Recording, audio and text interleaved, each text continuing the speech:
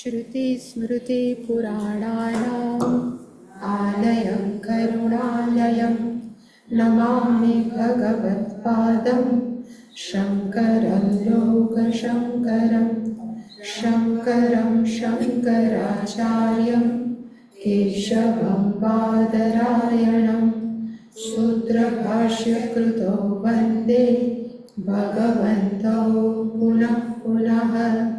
ईश्वरो गुरुरात्मेति मूर्तिभेदविभागिने व्योमवद्व्याप्तदेहाय दक्षिणामूर्तये नमः। गुकारस्त्वन्धकारो वै ऋकारस्तन्निवर्तकः अन्धकारनिरोधित्वात् गुरुरित्यभिधीयते। सदाशिवसमारम्भां शङ्कराचार्यमध्यमाम् अस्मदाचार्यपर्यन्तां वन्दे गुरुपरम्पराम्।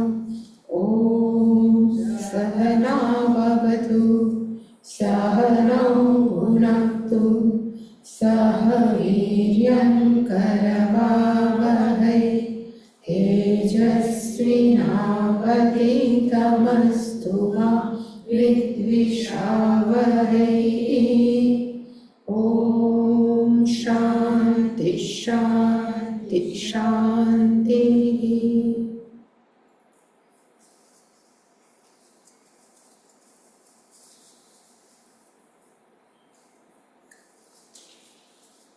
પહેલો શ્લોક ને પછી 39. सर्गस्थिति प्रलय हेतु सर्गस्थिति प्रलय हेतुमचिन्त्य शक्तिं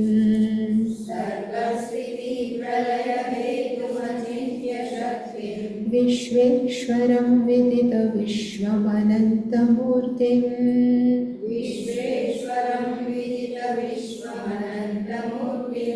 निर्मुक्तबन्धनमपार सुखाम्बुराशिं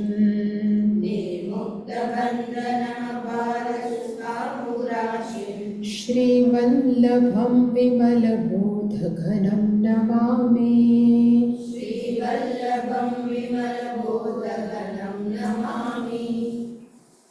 39. प्रत्यग्बोधोय आपाति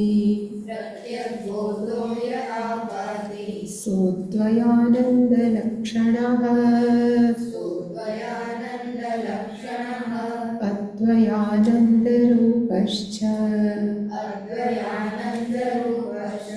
प्रत्यग्बोधैकलक्षणः इत्थमन्योन्यतादात्म्यप्रतिपत्तिर्यदा भवेत्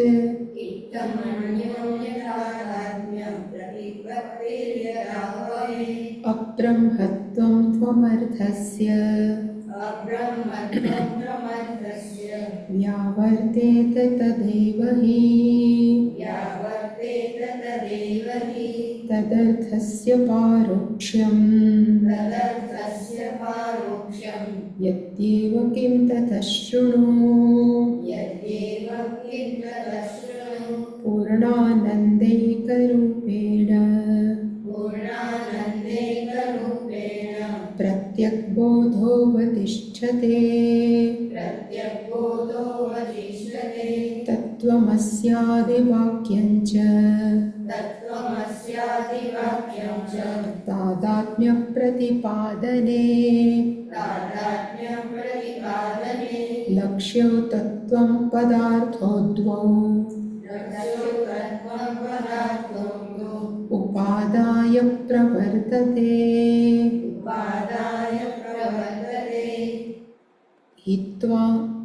हित्वा दोषबलो वाच्यो वाक्यं वाक्यार्थबोधने यथा प्रवर्तते स्माभिः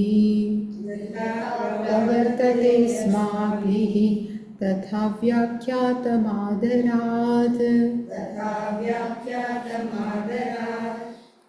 आलम्बनतया भाति आलम्बनतया भाति योऽस्मत्प्रत्ययशब्दयोः युष्मत्प्रत्ययशब्दयोः अन्तःकरणसम्भिन्नबोधसत्त्वं पदाभिदः अन्तःकरणसम्भिन्नं बोधसत्त्वं पदाभिदः मायोपाधिर्जगद्योनिः मायोपाधिर्जगद्योनिः सर्वज्ञत्वादिलक्षणः सर्वज्ञत्वादिलक्षणः परोक्षशबलं सत्यात् परोक्षशबलः सत्यात् आत्मकस्तत्पदाभिदः आत्मकस्तत्पदाभिदः परोक्षशबलः सत्यादि परोक्षशबलः सत्यादि एक मिनिट परोक्षशबलः सत्यादि परिवार शबलः सत्यादि आत्मकस्तत्पदाभिदः आत्मकस्तत्पदाभिदः કારણ કે મેં સત્યાદિ નહોતું બોલ્યું તમે એમને પણ બોલતા હો પણ સત્યાત બોલી હતી ત્યાં સત્યાદિ છે એટલે મેં પાછું રિપીટ કર્યું પ્રત્યક પરોષતૈકસ્ય સદ્વિતીયત્વ પૂર્ણતા વિરુધ્યતે યતಸ್ತસ્માत् લક્ષણા સંપ્રવર્તતે માનાંતર વિરોધેતુ મુખ્યાર્થસ્ય પરિગ્રહે મુખ્યાર્થેના વિના ભૂતે પ્રતીતિર્લક્ષણોચ્યતે તત્વમસ્યાદિવાક્યેષુ લક્ષણા ભાગલક્ષણા અહીંયા વાક્યસ્થ નથી વાક્યસ્ય છે એટલે હું પાછું એમ ન બોલતા હું ખોટું બોલી વાક્યસ્ય ચ સોયમિત્યાદિ વાક્યસ્ય પદયોરીવ નાપરા પદયોરીવ નાપરા અહં બ્રહ્મેતિ વાક્યાર્થબોધો યાવત દૃઢી ભવેત અહં બ્રહ્મેતિ વાક્યાર્થબોધો યાવત દૃઢી ભવેત સમાધિ સહિતસ્તાવત અભ્યસ્યે ચ શ્રવણાદિકં શ્રુત્યાચાર્ય પ્રસાદેન દૃઢો બોધો યદા ભવેત નિરસ્તાશેષ સંસાર નિદાન પુરુષસ્તરા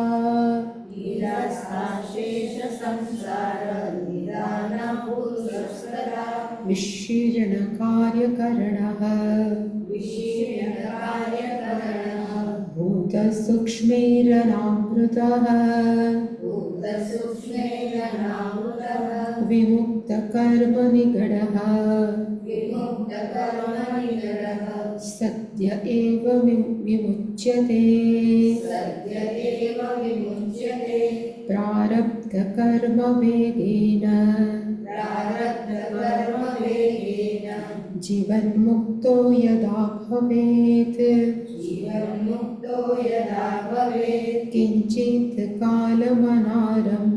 કિંચિત કાલમનારબ્ધ કર્મ બંધસ્ય સંક્ષયે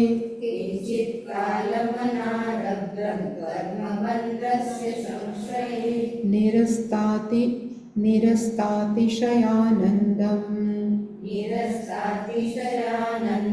વૈષ્ણવં પરમં પદમ પુનરાવૃત્તિરહિતમ કૈવલ્યં પ્રતિપદ્યતે પ્રતિપદ્યતે. કૈવલ્યમ પ્રતિપદ્યતે. ગઈકાલે 19માં એટલે 39 એટલે 39માં શ્લોકથી આપણે જોયું હતું કે આપણી અંદર યહ પ્રત્યક બોધ આભાતિ, આપણી અંદર સતત સ્ફુરે છે. અને કેવું પ્રત્યકનો તથા ઇનસાઇડ ઇનર આંતર બોધ એટલે કે ચૈતન્ય, આપણી અંદર જે ચૈતન્ય તત્વ સ્ફુરે છે આભાતિ, એ ચૈતન્ય તત્વ કેવું છે તો કે સહ અદ્વય આનંદ લક્ષણ. એ અંતર સ્ફૂર્તું ચૈતન્ય તત્વ એ અદ્વૈત આનંદ જ છે. અને પરમાત્માની અંદર જે અદ્વૈત આનંદ છે એ મારી અંદર છે. મેં ગઈકાલે કીધું હતું કે નહીતર વિશિષ્ટ અદ્વૈતનો મનમાં ખ્યાલ આવી જાય, એટલે કે હું પરમાત્મા છું અને પરમાત્મા હું છું, બે સાયકલ. એટલે પહેલી લાઈનની અંદર પ્રત્યેક બોધ એટલે કે જીવ જે અંદર હું છું સ્ફુરે છે, અદ્વૈત આનંદ લક્ષણ, એ પરમાત્માનું જ અદ્વૈત આનંદનું સ્વરૂપ છે. અને અદ્વૈતાનંદ રૂપ જે પરમાત્માનું અદ્વિતીય આનંદ સ્વરૂપ છે એ પ્રત્યેક બોધ એક લક્ષણ, એટલે કે જે જીવાત્માની અંદર અનુભવાય છે એ જ પરમાત્માનું લક્ષણ છે. અને પરમાત્માનું જે લક્ષણ છે એ જીવાત્માનું છે. એટલે બંને સામસામ. અને 40મા શ્લોકની અંદર યદા ભવે, જ્યારે થાય છે, યદા એટલે કે જ્યારે ભવે, અને શું થાય છે તો કે અન્યોન્ય તાદાત્મ્ય પ્રતિપત્તિ, અન્યોન્ય એકબીજા એક છે, તાદાત્મ્ય અન્યોન્ય એટલે કે જીવ અને ઈશ્વર અન્યોન્ય છે, પણ એ છે કેવા તો કે તાદાત્મ્ય એક જ છે એવું જ્ઞાન પ્રતિપત્તિ યદા ભવે, એટલે કે યદા એકાત્મક જ્ઞાનમ ભવેત, જ્યારે આપણને હું એક છું ઈશ્વર સાથે એ ખબર પડે ત્યારે શું થાય છે તો કે વ્યાવર્તે તદા એવહિ, ત્યારે જ વ્યાવર્તેત જતું રહે છે. શું જતું રહે છે તો કે ત્વમ અર્થસ્ય અબ્રહ્મત્વ, હું ક્યાંથી બ્રહ્મ હો એવી ભ્રમણા છે એ દૂર થઈ જાય. આપણા મનમાં આપણે જનરલી ન સ્વીકારી શકીએ કે હું બ્રહ્મ છું, એટલે હું બ્રહ્મ છું એ ન સ્વીકારીએ, એને કહેવાય અબ્રહ્મત્વ. હું ક્યાંથી ઈશ્વર, હું ક્યાંથી ઈશ્વર, એ જતું રહે છે. અબ્રહ્મત્વમ વ્યાવર્તેત, એ અબ્રહ્મત્વમ જતું રહે છે. ક્યારે તો કે તાદાત્મ્ય પ્રતિપત્તિ, જ્યારે અન્યોન્ય તાદાત્મ્ય પ્રતિપત્તિ સ્યાત તદા અબ્રહ્મત્વમ વ્યાવર્તેત. અને કોનું અબ્રહ્મત્વમ તો કે હું ક્યાંથી ઈશ્વર, એવું જે અજ્ઞાન છે એ વ્યાવર્તેત, ઇટ ગોઝ, એ જતું રહે છે. એ 40મા શ્લોકમાં આપણે જોયું હતું. પછી 41 શ્લોકનું જે પહેલી લાઈન છે એમાં શૃણુ સિવાયનો ક્વેશ્ચન શિષ્યએ પૂછ્યો છે. અને એણે પૂછ્યું ગુરુને, તત, કારણ કે ત્વમ અર્થનો ખબર પડી કે હું બ્રહ્મ નથી, એટલે કે અબ્રહ્મત્વમ વ્યાવર્તે. પણ તત અર્થનું શું? પેલા શિષ્યએ પૂછ્યું, તત અર્થસ્ય પારોક્ષમ યદિ એવમ કિમ તતઃ, ધારો કે તે શબ્દનું અર્થ તત એટલે કે તે જે ઇન્વર્ટેડ તત્વમ અસીનું જે તત શબ્દ છે એનું પરોક્ષતા, પારોક્ષમનો અર્થ થાય પરોક્ષ, જે મારાથી દૂર છે એ કેવી રીતે જાય માણસોના મનમાં, એનું શું કરવાનું? એટલે ટીચરે કીધું વાંધો નહીં, શૃણુ, તું સાંભળ હે શિષ્ય, પૂર્ણાનંદે કરૂપેણ પ્રત્યેક બોધ અવતિષ્ઠતે. કારણ કે તત્ના પાઠમાં, ઈશ્વરના પાઠમાં ઈશ્વરને જાણવાની જરૂર નથી કે હું ને જીવ એકી છે.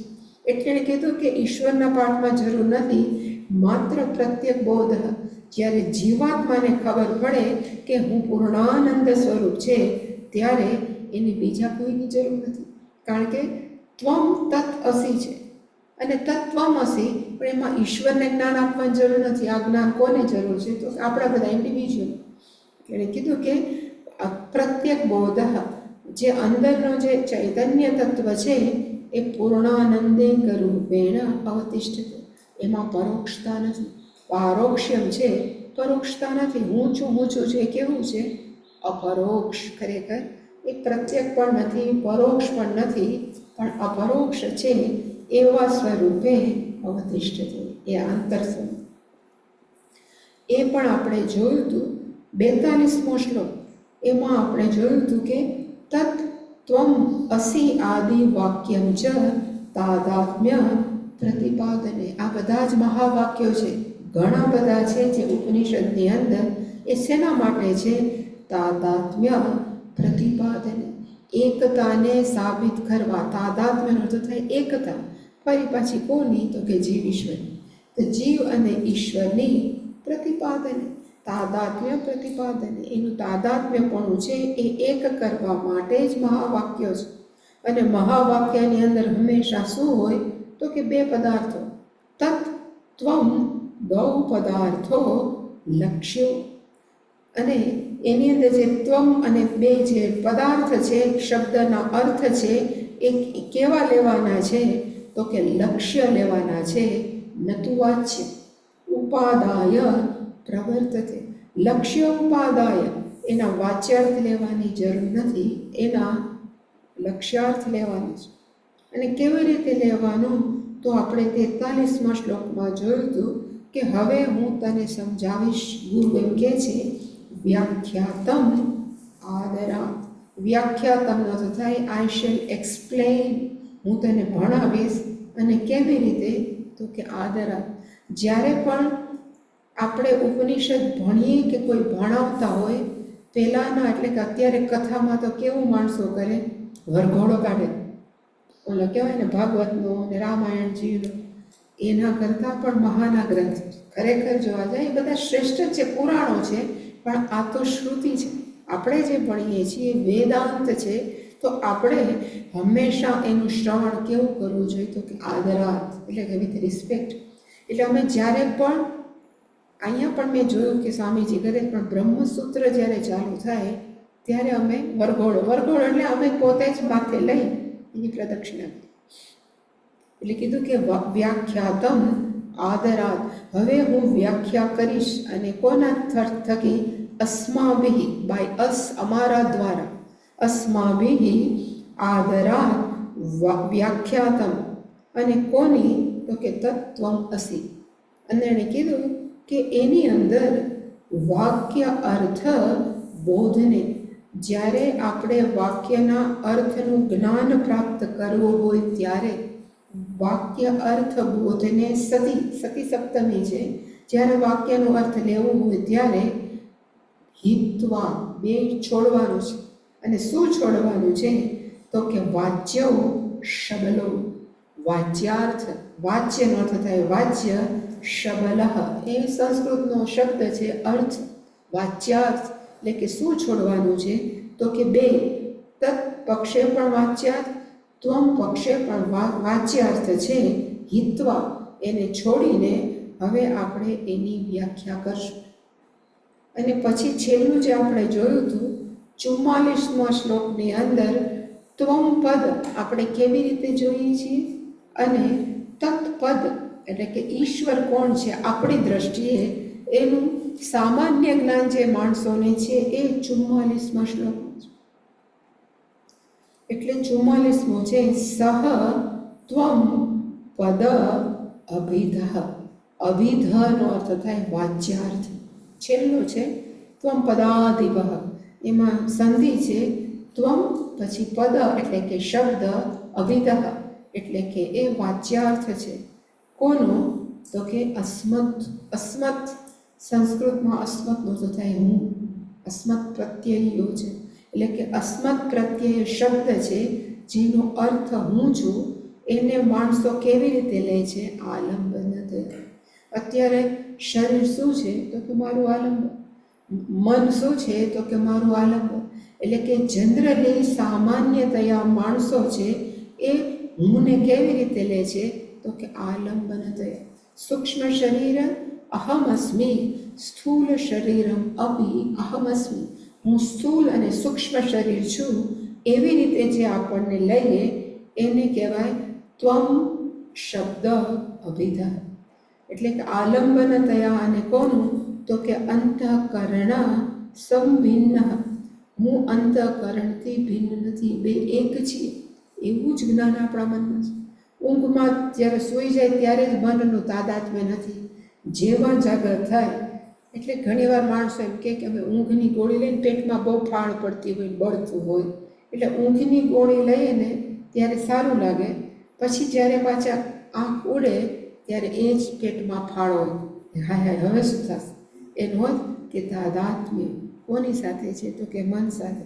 એટલે કે અંતઃકરણ સંભિન્ન બોધ. અંતઃકરણની અંદર જે પણ બધા પ્રકારની વૃત્તિઓ છે એ વૃત્તિનો અર્થ થાય જ્ઞાન. વૃત્તિ જ્ઞાન એ બધાને શું કહેવાય? તો કે અસ્મત પ્રત્યય શબ્દ. આ હું છું, આ હું છું, એટલે કે સ્થૂળ અને સૂક્ષ્મ શરીર સાથેનું તાદાત્મ્ય સંપૂર્ણ, એને શું કહેવાય? તો કે હું છુંનો વાચ્યાર્થ. એવી રીતે ઈશ્વરનો પણ વાચ્યાર્થ કયો? એટલે 45મા શ્લોકની અંદર છેલ્લું આપણે જોયું હતું કે ભગવાન કોણ? તો કે જગતીઓની આખા જગતનું કારણ છે. અને આખું જગતનું કારણ ભગવાને કેવી રીતે ઉત્પન્ન કર્યું? આખું જગત માયા ઉપાધિ થયા. માયાની ઉપાધિ ધારણ કરી અને ભગવાન છે સમગ્ર જગતનું શું થયા? તો કે કારણ. પ્લસ ભગવાન કેવા છે? તો કે સર્વજ્ઞત્વ આદિ લક્ષણ. ભગવાન છે સર્વજ્ઞત્વ, સર્વશક્તિમાં, એ બધા જ ભગવાનના લક્ષણ છે. અને પરોક્ષ શબલ. શબલ એટલે વાંચો અર્થ. ભગવાન ક્યાં બેઠા છે? તો કે ઉપર ક્યાંક બેઠા છે, પરોક્ષ છે. કોઈ એમ કે જો ને અમે બેઠા, તો કે દેખાતા તો નથી. એટલે કે માણસના મગજમાં ભગવાન કેવા છે? પરોક્ષ એટલે કે પરોક્ષ. શબલ એટલે અર્થ. હંમેશા પરોક્ષ જ જુએ, કોઈને ક્યારે ભગવાન સામે છે એવું સ્વીકારતા નથી. અને એ સત્યાદિ એટલે પરમાત્મા આવા છે ને કહેવાય સત્યાદિ આત્મક. એવું જ એનું સ્વરૂપ માનવું એ તત્પદ અભિધ. કે પરમાત્મા સર્વજ્ઞત્વ, સર્વશક્તિમત્વ, ભગવાન જગતનું કારણ છે. ભગવાન ક્યાંક બેઠા છે. ભગવાન છે ખરા, પણ ક્યાંક બેઠા છે. સત્ય એનો અર્થ થાય છે, પણ ક્યાંક બેઠા છે. એ બધા જ તત્ શબ્દનું વાચ્યાર્થ છે. આપણે આટલું જોયું હતું. હવે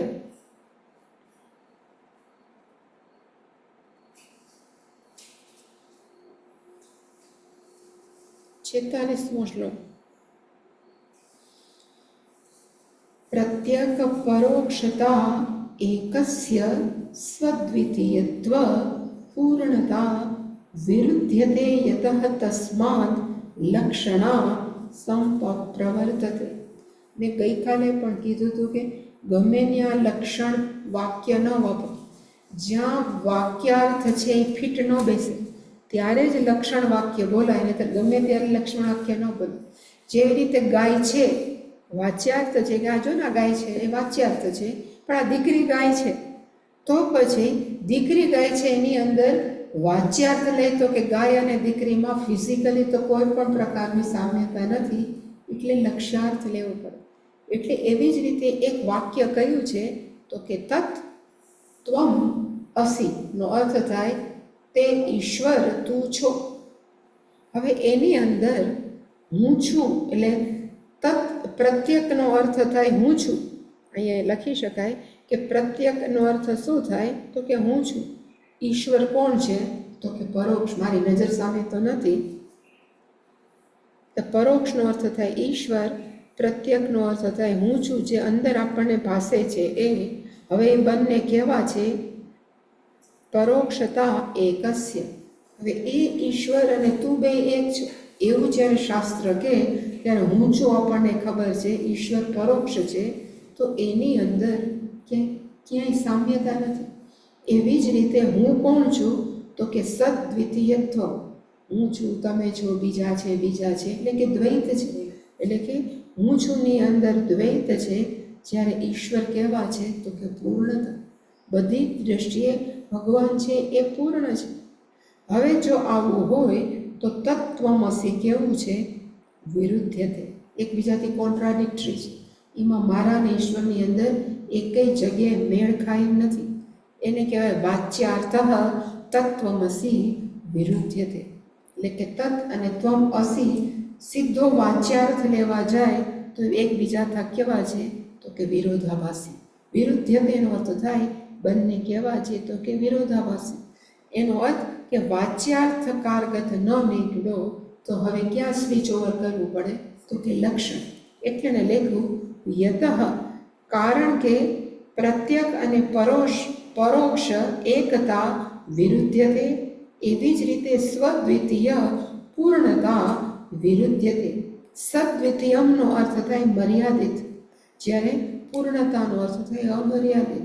બંને કેવા છે તો કે વિરુદ્ધ્યતે, વિરોધાભાસી હોવાથી. તસ્માત, ફોર ધેટ રીઝન, એ કારણથી લક્ષણા સંપ્રવર્તતે, એટલે પછી લક્ષણ વાક્યનો ઉપયોગ કરવો જોઈએ. કારણ કે ડાયરેક્ટ મિનિંગ કેવો છે તો કે વિરોધાભાસી. હું ને ઈશ્વરની અંદર ક્યાંય મેળ નથી, તો કે હવે આપણે વાચ્યાર્થ નહીં જોઈએ, તો સીધ લક્ષાર્થ.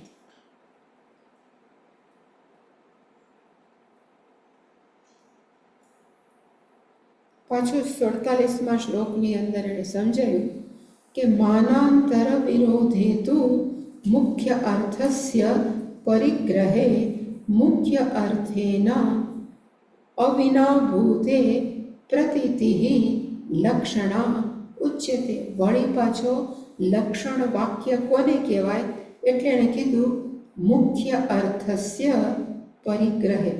જ્યારે મુખ્ય અર્થ વાક્યમાં જે લખ્યું હોય એ લખ્યું એને કહેવાય મુખ્ય અર્થ. ધારો કે કહેવાય કે આ ગંગા છે તો મુખ્ય અર્થ.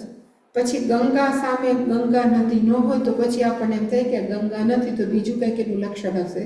એટલે કે જે વાક્યમાં એમને લખ્યું હોય એને શું કહેવાય તો કે મુખ્ય અર્થ. પણ જ્યારે તત્વમસીનો મુખ્ય અર્થ કેવો છે? તું તે ઈશ્વર છે. એવા મુખ્ય અર્થ જ્યારે આપણે સ્વીકાર કરીએ ત્યારે એની અંદર ઘણા બધા વિરોધો છે. એટલે પાછું એને કીધું મુખ્ય અર્થસ્ય પરિગ્રહેતુ. પરિગ્રહનો અર્થ થાય જ્યારે સ્વીકાર કરવામાં આવે છે. જ્યારે મુખ્ય અર્થનો તત્વમસીનો સ્વીકાર કરવામાં આવે છે ત્યારે માનાંતર વિરોધે, જે પ્રમાણ છે. ધારો કે એમ કહેવાય કે આ ગંગા છે, ગંગા કોણ છે? તો આપણા મનમાં એમ જ છે કે નદી છે. પણ સામે જો નદી ન હોય તો કે આ જો ને ગંગા છે, ગંગા છે, તો એનો અર્થ જે પ્રમાણ ગંગા તરીકે સ્વીકાર્યું છે એને આપણે બોલીએ છીએ એમાં કેવો છે તો કે કંઈક વિરોધ છે, વિરોધાભાસી છે. એટલે પછી આપણે શું પકડવાનું તો કે વાચ્ય લક્ષ્યાર્થ. કીધું માનાંતર વિરોધેતુ, જ્યારે પ્રમાણ વિરોધી જે વાચ્યાર્થ હોય ત્યારે મુખ્ય અર્થે અવિનાભૂતે, મુખ્ય અર્થને લીધા વગર. મુખ્ય અર્થેના અ છે વચમાં, અવિનાભૂતે, મુખ્ય અર્થને લીધા વગર પ્રતીતિ, આપણે એમાંથી જે ઇન્ટેન્ડેડ મિનિંગ, જે લક્ષ્ય કાઢીએ એ પ્રતીતિ આપણા મનમાં જે થાય લક્ષણ ઉચ્યતે. આપણા મનમાં જ્યારે મુખ્ય અર્થ કાઢી નાખીએ અને આપણે એમ કહીએ જો ઓલી ગંગા છે ને જાય છે, સપોઝ આપણે કહીએ તો મુખ્ય અર્થ કેવો હોય તો કે ગંગા નથી. પણ અહીંયા કે ગંગા નથી દેખાતી એટલે આપણે મુખ્ય અર્થ બાકાત કર્યો. પછી પાછા બોલ્યા જો ને ગંગા જાય છે, એટલે આપણે નક્કી કર્યું કે ગંગા નામના કોઈક બેન હશે. અને પછી આપણે કહીએ કે આ ગંગા જાય છે. એટલે કે જેવું મુખ્ય અર્થનો વિરોધ થાય એટલે પછી મુખ્ય અર્થ અવિનાભૂતે, મુખ્ય અર્થને લીધા વગર જે આપણે સમજીએ એને કહેવાય પ્રતીતિ. અને પ્રતીતિનું બીજું નામ છે લક્ષણ ઉચ્યતે. એનું નામ છે લક્ષણ.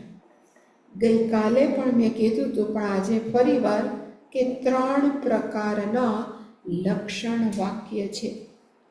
એક લક્ષણ વાક્યની અંદર આપણે કંઈક એડ કરીએ છીએ અને એક કંઈક છોડીએ છીએ. છોડવુંનો અર્થ થાય જહત વાક્ય. જહતનો અર્થ થાય ટુ ગીવ અપ, ટુ છોડવું એનો અર્થ. એટલે મેં કીધું કે શેક્સપિયરને વાંચ્યા, તમે ગંગા સતીને વાંચ્યા, આપણે એમ કહીએ તો ગંગા સતી તો છે જ નહીં, એને વાંચવા કે. પણ આપણે ગંગા સતીને કાઢી નાખીએ, પણ ગંગા સતીએ લખેલા પદો એ વાંચ્યા, એનો અર્થ થાય એનો ગંગા સતીને કાઢ્યા એને કહેવાય જહત લક્ષણ. નામ કાઢીને આપ્યું અને આપણે સમજી ગયા કે ગંગા સતીનું કહેવા નથી માગતા, પણ એને લખેલા પદોનું આપણે કહેવા માંગીએ છીએ, એટલે એને કહેવાય જહત લક્ષણ. બીજું લક્ષણ છે કે આપણે કહીએ કે જોને બસ આવી, કોઈક બસ સ્ટેન્ડે ઊભા હોય ને કે હજી 5 મિનિટ મોડું થઈ ગયું, બસ આવી કે નહીં, એટલે આપણે જો આવી. હવે જ્યારે આપણે બોલીએ છીએ કે બસ આવે છે, એ વાક્ય પ્રયોગ સાચો નથી. આપણે કહેવું જોઈએ કે ડ્રાઈવર સહિતની બસ આવે. કાર આવે તો ડ્રાઈવર સહિતની આવે. જો એમને કાર આપણી પાસે આવે ને ઊભી રહે તો આપણે ભાગીએ, કારણ કે અંદર કોઈ ડ્રાઈવર નથી. એટલે કે જ્યારે આપણે આવા વાક્ય પ્રયોગ કરીએ ત્યારે we have to add something, આપણે કંઈક એમાં ઉમેરવું પડે. એટલે કે બસ આવે છે ડોટ ડ્રાઈવર સહિતની બસ આવે છે. જ્યાં જઈને ચા લઈ આવો, આપણે જે બધા એને કહીએ તો હાથમાં ખોબામાં ચા ન લઈ આવે, પણ પેલાના સહિત મગ સહિત કે અત્યારે ડિસ્પોઝેબલ મગ સહિતના તું ચાલે. એ રીતે હોટલમાં કોઈ પણ જગ્યાએ એમાં કાઢતા નથી, પણ વી આર એડિંગ સમથિંગ. બસ આવે છે, પણ કેવી બસ આવે છે? ડ્રાઈવર સહિતની. એટલે કે છોડવાનું નથી, ઉમેરવાનું છે. જહતની અંદર છોડવાનું છે. જ્યારે ત્રીજું છે એમાં જહત પ્લસ અજહત લક્ષણ, એમાં થોડુંક છોડવાનું, થોડુંક પકડવાનું. એવા જે વાક્ય પ્રયોગ છે, લક્ષણ વાક્ય છે, એનું નામ શું છે? તો કે જહા જહલ લક્ષણ અથવા ભાગત ત્યાગ લક્ષણ. ફરી પાછું કે યજ્ઞદત્ત, Devdatt, Somdatt, all 3 are friends. ત્રણ કેવા હતા? તો કે કોલેજની અંદર જે 3 ઇડિયટ્સ જેવા હતા ને એવા હતા. 3 મસ્કિટિયર્સ એવી ચોપડી છે, એના જેવા અત્યંત તોફાન. એની અંદર યજ્ઞદત્ત છે, ભણ્યા પછી ધારો કે ફોરેન જતો રહ્યો કમાવા. દેવદત્ત છે, એને એમ થયું કે આ બધું માયાજાળ નકામી છે, આપણે ઋષિકેશ જાય, તો એ ઋષિકેશ જતો રહ્યો. અને બાકી કયો રહ્યો? સોમદત્ત. એ દિલ્હીમાં ક્યાંક કામ કરતો હતો. 20 વર્ષ પછી, એટલે કે આફ્ટર 20 years, કોણ હતા મને યાદ? યજ્ઞદત્ત. પછી યજ્ઞદત્ત છે એ પોતાની દીકરીના લગ્ન માટે કે વોટ એવર સમથિંગ એ લગ્ન કરાવવા પાછો યુએસથી ભારત આવ્યા. અને એના મેળાવડાની અંદર એને રિસેપ્શન પાર્ટી રાખી હતી. એમાં એણે ઘરડાને એક ભાઈ જોયા. એને એમ થયું કે આ તો સોમદત્ત છે. એટલે કે યજ્ઞદત્તે કીધું કે સોમદત્ત તું કેમ છો? કારણ કે અપિરિયન્સ સરખો હતો, ખાલી કરચલી પડી ગઈ હતી. એટલે યજ્ઞદત્તની, સોમદત્તની વાત કરું, દેવદત્તની નહીં હતી. એટલે કે યજ્ઞદત્તે જ્યારે સોમદત્તને જોયો પાર્ટીમાં, એના દીકરીની પાર્ટીમાં, ત્યારે સોમદત્ત કેવો હતો? તો કે મોટી ઉંમરના થયા હોય એટલે કરચલી પડી ગઈ હોય, પણ મોઢાના દેખાવ ઉપરથી ખબર પડી જાય કે આ મારો ફ્રેન્ડ સોમદત્ત છે. લગ્ન પતી ગયા દીકરીના. બે ભાઈઓ કે બે ફ્રેન્ડ ફ્રી થઈ ગયા. પછી બે નક્કી કર્યું કે આપણે ક્યાંક ફ્રી ફરવા જાય, રખડવા જાય. અને બે નક્કી કર્યું કે ઋષિકેશ છે. અને ઋષિકેશ ગયા અને આશ્રમે કોકને મળતા હતા. ત્યાં એણે એક સાધુ મહારાજને જોયા.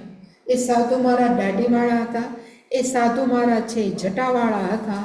પણ એને જોઈ અને યજ્ઞદત્તને એમ થાય કે હોય ન હોય, આ મહારાજ છે એ આપણો દેવદત્ત જ હશે. એટલે આમ તો સાધુને ક્યારે એનું પાસ્ટ ન પૂછે.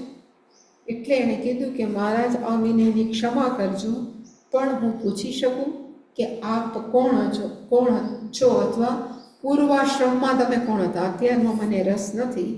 એટલે એણે કીધું આ દેવદત્તે કે 20 વર્ષ પહેલાંનો જે દેવદત્ત છે એ 20 વર્ષ પછી તમારી સામે ઊભું છે, એ જ છે.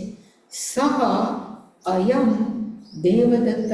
સહ એટલે કે રિમોટ, પરોક્ષમાં જે દેવદત્ત હતો એ અત્યારે રાઈટ નાવ દાઢી મૂછવાળો જ દેવદત્ત છે. માત્ર ફેર કેવો પડ્યો? તો કે સમય પસાર થઈ ગયો, પણ દેવદત્તનું શરીર તો એ નહીં છે. એટલે કે સનો અર્થ થાય ભૂતકાળમાં જે દેવદત્ત હતો. અયમ એટલે કે રાઈટ નાવમાં તમારી સામે જે ઊભો છે એ પણ કેવો છે? તો કે એક જ. જ્યારે એમ કંઈક અયમનો અર્થ થાય અંદર સ્ફુરે છે એ, આ. અને પેલો એટલે કે તે અને આ બંને કેવા છે તો કે એક જ દેવદત્ત છે. એવી રીતે તે ઈશ્વર અને આ જીવ એ બંને કેવા છે તો કે એક. ઓલામાં આપણે શું કર્યું તો કે સહ દેવદત્ત, જે ઉછળતો કૂદતો હતો, જે તોફાની હતો, એ દેવદત્તમાંથી આપણે ક્યું ખાલી લીધું તો કે તોફાન વગરનો માત્ર દેવદત્ત. અને અત્યારે જે મારી સામે ઊભો છે દાઢીવાળા જટાવાળા છે, એમાંથી થોડોક આપણે ત્યાગ કર્યો. કોનો તો કે શેવિંગ કરાવી નાખ્યું અને વાળ કાઢી નાખ્યા, તો એ જ દેવદત્ત. એટલે કે પરોક્ષનો જે કૂદતો હતો એને આપણે જહત કર્યું, અને અત્યારે મારી સામે જે ઊભા છે એ દેવદત્ત બંને કેવા છે તો કે એક છે. એને કહેવાય ભાગત ત્યાગ લક્ષણ. દેવદત્ત બંને એક, પણ પેલો પરોક્ષ અને અત્યારે પ્રત્યેક મારી સામે ઊભો છે એ બંને. એવી જ રીતે તે ઈશ્વર પરોક્ષ અને હું બિચારો અત્યારે પ્રત્યેક, એ બંને કેવા છે તો કે એક જ. એટલે કે હવે પછીના 48 એટલે 48 જ કહેવાય ને, હા 48.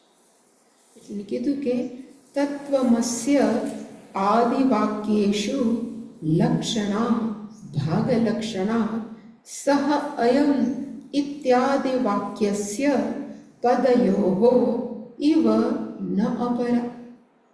એટલે એને કીધું કે તત્વમસ્યાદિ, ખાલી તત્વમસી નથી, સોયમાત્મા બ્રહ્મ, અહમ બ્રહ્માસ્મિ, પ્રજ્ઞાનમ બ્રહ્મ, એવા ઘણા બધા છે. તદેવ બ્રહ્મ તત્વિદ્ધિ ને નાનમ યદિદમ ઉપાસતે, એવા કેટલાય વાક્યો છે. એમાં એને પસંદ કર્યું છે કે તત્વમસી, આદિનો અર્થ થાય વગેરે વગેરે. એ બધા જ વાક્યો કેવા છે તો કે લક્ષણ, લક્ષ્યાર્થ લેવાનો છે, ન તો વાચ્યાર્થ.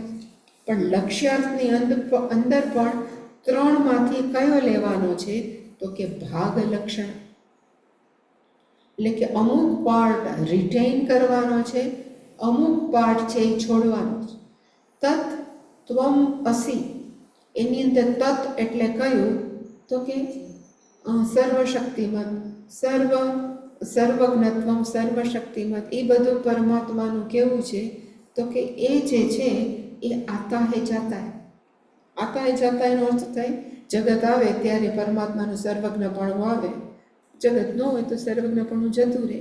એટલે કે એ પરમાત્માનું વાસ્તવિક સ્વરૂપ નથી, એટલે આપણે એને જહત, એને આપણે શું કરીએ તો કે છોડી શકીએ. એટલે કે પરમાત્માની જે પણ ઉપાધિ છે માયા સહિતની, માયા ઉપાધિ ઈશ્વર સર્વજ્ઞત્વમ સર્વશક્તિમત્વમ, એ બધાને આપણે શું કર્યું તો કે જહત, છોડી દીધું. પૈકડું કયું તો કે ચૈતન્ય તત્વ. પરમાત્માનું તત્વની અંદર સત્યતા કઈ છે તો કે છે, સત છે અને અસ્તિત્વ છે. એટલે કે એ પૈકડું. અને એવી જ રીતે આપણું પોતાનું, આપણું કયું છે તો કે હું છું. પણ હું છું કેવું છું, બાપડો બિચારો નિસહાય લાચાર, પણ એ 24 કલાક આપણી સાથે છે તો કે નથી. એ પણ આવે છે ને જાય છે, સૂઈ જાય છે ત્યારે જતું રહે છે, સવાર પડે એટલે પાછું આપણને ચોટે છે.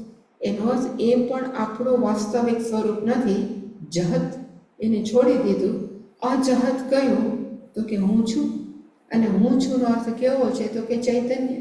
અને ઈશ્વર પણ કેવા છે તો કે ચૈતન્ય. તો બંને સાઈડ, લેફ્ટ હેન્ડ સાઈડ અને રાઈટ હેન્ડ સાઈડ, બંને બાજુ કેવા છે તો કે એ જ ચૈતન્ય ઇઝ ઇક્વલ ટુ ચૈતન્ય.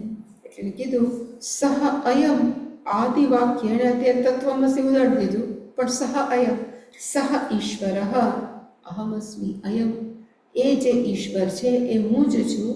એ બધા વાક્યસ્ય, વાક્યસ્થ નહીં પણ એ બધા વાક્યનો પદયો, એ બધા જ શબ્દો છે એ આપણે કેવી રીતે લેવાના તો કે ભાગ લક્ષણા ન અપરા.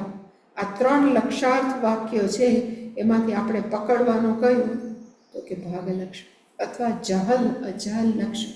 બે છે, કોક જહલ અજહલ કે કોક ભાગ કે, બે સિનોનિમ્સ છે કે પર્યાય વાંચી શકે.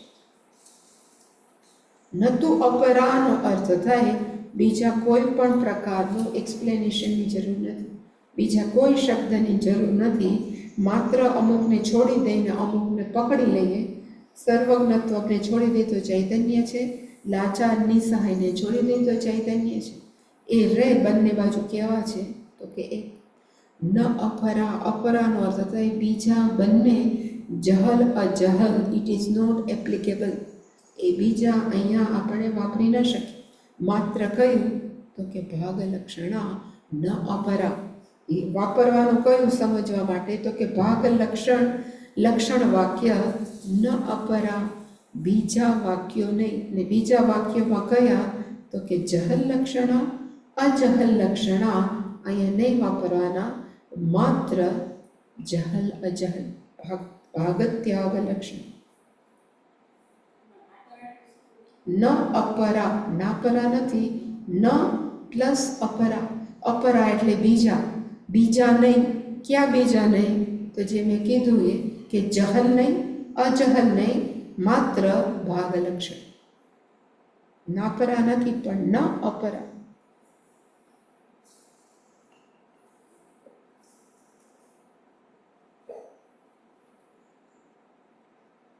એટલે જો એનો અન્વય કરીએ એટલે કે આપણે વ્યવસ્થિત વાક્યને ગોઠવીએ તો કે તત્વમસી આદિ વાક્યેષુ ભાગ લક્ષણા એવ લક્ષણા.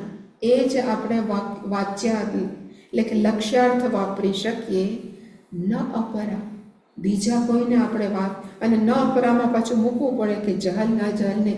અપરા એટલે કયા તો કે જહલ ને અજહલ. અને કયા વાક્યો માટે તો કે તત્વમસી પણ છે, સહ અયમ ઇત્યાદિ વાક્ય, એવા ઘણા બધા છે. એમાં વાક્યસ્ય પદયો, વાક્યના શબ્દનો, વાક્યસ્ય છઠ્ઠી વિભક્તિ છે, સ્થ નથી પણ વાક્યસ્ય, વાક્યના પદયોનો અર્થ થાય શબ્દયો. અને કયા શબ્દ તત અને ત્વમ અથવા સહ અયમ, એમાં આપણે શું વાપરવાનું છે ભાગ લક્ષણા નત્વ. આવી રીતે જો વાપરીએ તો બંને બાજુ જીવ અને ચૈતન્ય તત્વ અને ઈશ્વર અને ચૈતન્ય તત્વ બંને કેવા છે તો કે એક છે.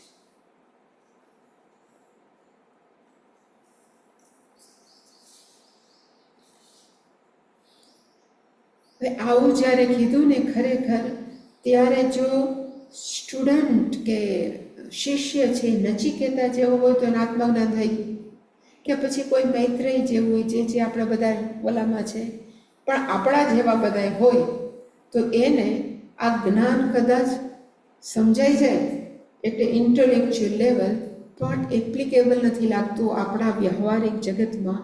એનું શું કારણ છે એને 49 એટલે કે 49 શ્લોકની અંદર એણે બતાવ્યું છે.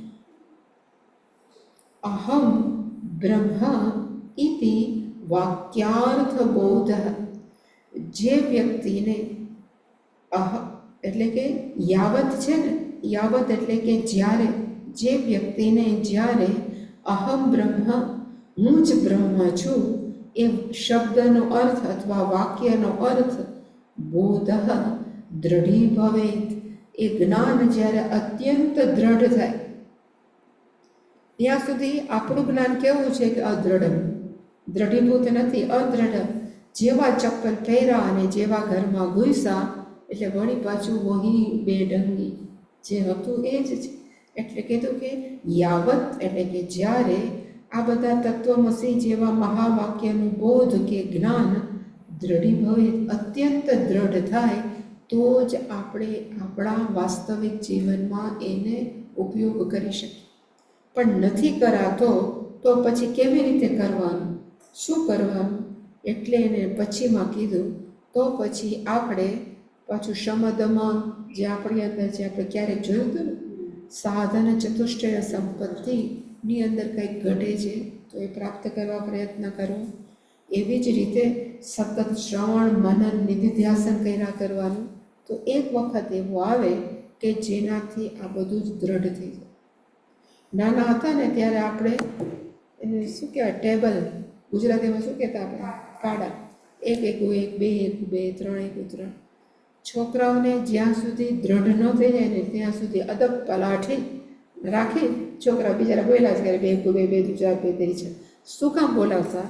હવે અત્યારે ધારો કે અમે બોલતા ને ત્યારે આપણે બધા 2 ને 3, પણ પપ્પા મમ્મી એવું કહેતા કે પોણાના હતા, અડધાના, પાના, સવાના. હવે એવા જેને આવડતા હોય પાડા એને જે બધા હિસાબ કરવો હોય કેવો ફટાફટ થાય. પોણા દુ એમ બોલે એટલે આપણે તો કંઈ દોઢ, 1 પોણું એટલે 1.7, પછી 1.7 પ્લસ 1.7, પછી એનું દોઢ ને 1 અઢી આપણે બોલે ત્યાં ઓલા એમ બોલી જાય કે પોણા દુ અઢી, એટલે કે એ કેટલું સ્પીડી થાય ને.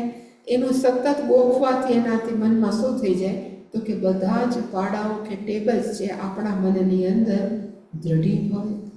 એવી રીતે આ જ્ઞાન છે. કયું જ્ઞાન છે તો કે હું શરીર નથી, હું મન નથી, હું સર્વવ્યાપક ચૈતન્ય તત્વ છું. જે પણ પ્રોબ્લેમ અત્યારે મારા જીવનમાં ઘટે છે, જે પણ આવે છે કે જે પણ સુખ હું અનુભવું છું એ મારું નથી. કોનું છે તો કે સૂક્ષ્મ શરીરનું છે. પ્રારબ્ધ કર્મ કોનું છે તો કે ચૈતન્ય તત્વ હું છું એનું નથી, સૂક્ષ્મ શરીરનું છે. તો આવા દેવ આવશે ને જાશે. આગમઃ અપાયિનઃ અનિત્ય, એ જતું રહેશે. એવું સતત આપણે એને કીધા કરીએ ત્યારે એક વખત એમ થાય કે ભલે ને આવતું મારું ક્યાં છે. જેવું ત્યારે થાય તો એને કહેવાય દ્રઢીભવ. આત્મજ્ઞાન છે કે હું સર્વવ્યાપક ચૈતન્ય છું એ દ્રઢ થઈ જશે. પણ એના માટે સાધના કઈ તો ફરી પાછું એને લખ્યું શમ આદિ સહિત તાવત અભ્યસેત. અભ્યાસ કરવો જોઈએ પાછો. કેનો તો કે સમાધિ. જે 6 પ્રકારના, કદાચ એને વેદાંતમાં રસ છે તો આપણે ટેકન ફોર ગ્રાન્ટેડ કે એનામાં વિવેક વૈરાગ્ય હશે તો જ માણસ વેદાંતની અંદર એને રસ કેળવાય.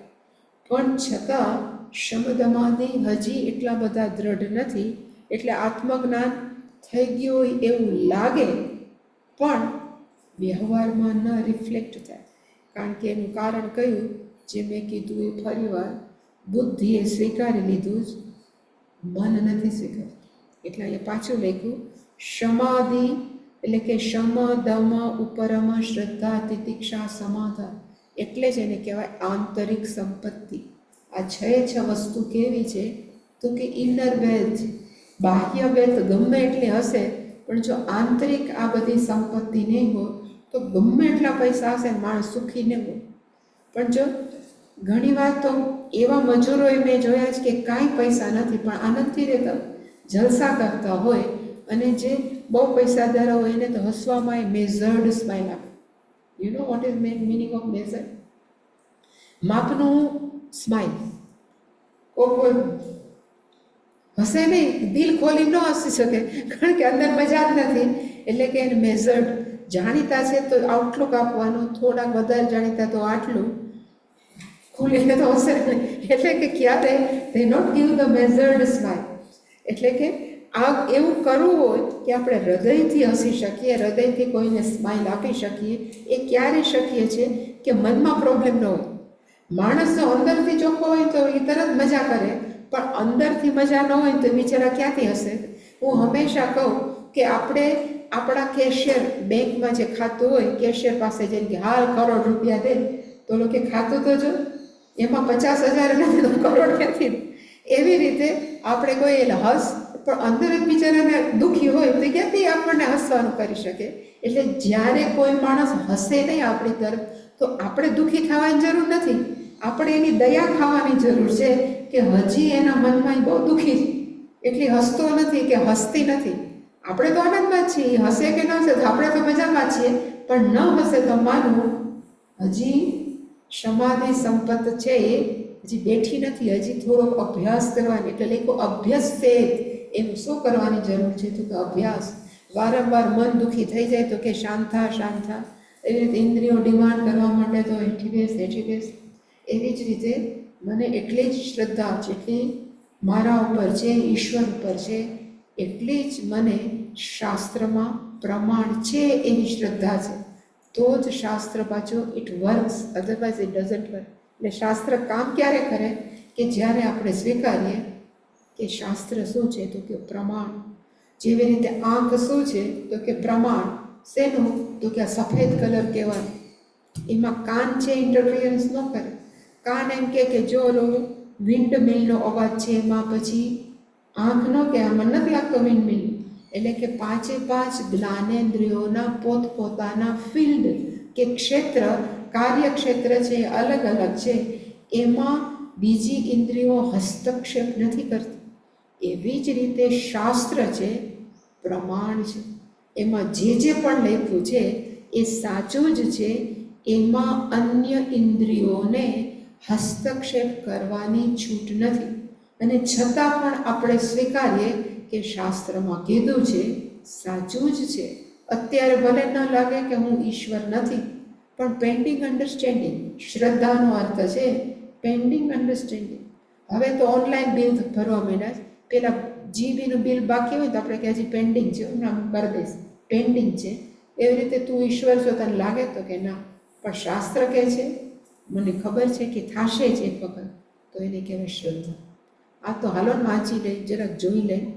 તો શ્રદ્ધા નહીં હોય તો ખાસ કરીને શાસ્ત્ર જ્ઞાન ક્યારેય પણ ન.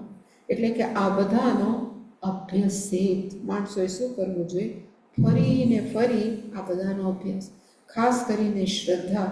એટલે કે વિવેક ચૂડામણીમાં શિષ્ય એવું પૂછ્યું કે આ 9 કારણ કે વિવેક, વૈરાગ્ય, શમદમાદિ 6 અને પ્લસ મુમુક્ષા 100% હોવા જોઈએ, એવું શિષ્યએ ગુરુને પૂછ્યું.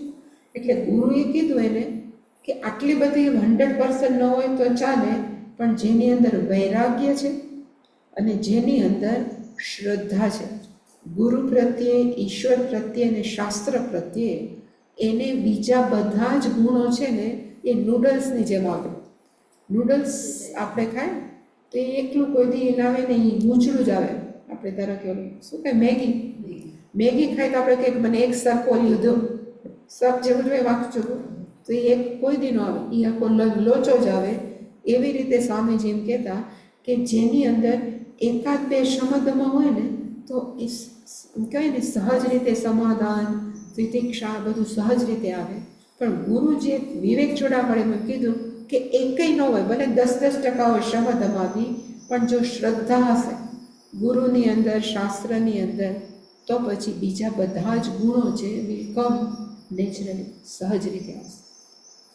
એટલે કે આ બધાનો પણ અભ્યાસ તારે શું કરવું જોઈએ? તો કે સતત અભ્યાસ.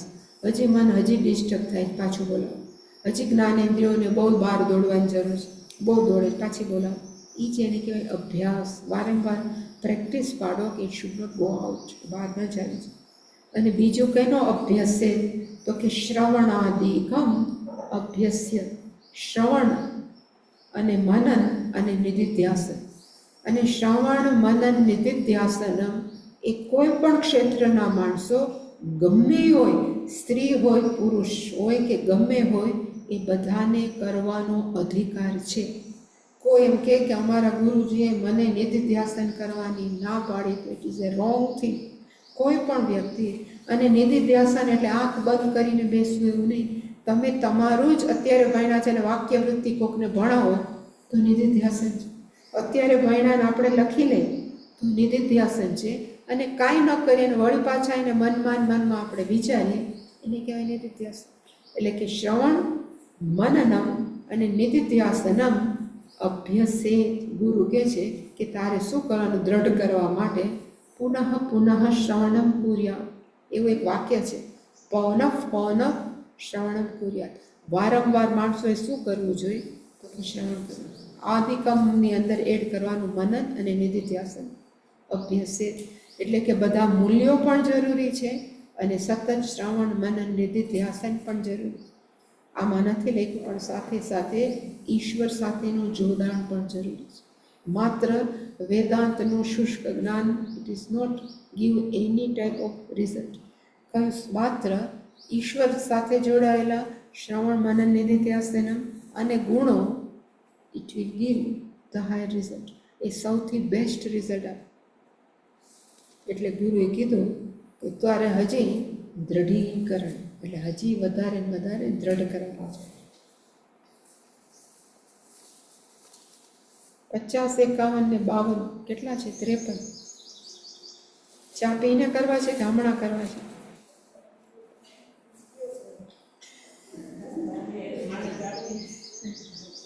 હું તો પીવું છું, પણ તમે કોઈ ન પીતા હોય તો 11:30 થાય છે. વિધિન 15 મિનિટ, 15-20 મિનિટમાં પાછા આવે, કારણ કે મારે 4 શ્લોક પૂરા કરવા. પછી હવે બહુ કાંઈ છે નહીં, પણ તોય થોડુંક તો કેવું પડે, 10-10 મિનિટ, તોય મારે 40-50 તો જોઈએ. ઓમ પૂર્ણમદ પૂર્ણમિદં પૂર્ણાત પૂર્ણમુદચ્યતે પૂર્ણસ્ય પૂર્ણમાદાય પૂર્ણમેવાવશિષ્યતે. ઓમ શાંતિ શાંતિ શાંતિ. હરિ ઓમ શ્રી ગુરુભ્યો નમઃ. હરિ ઓમ.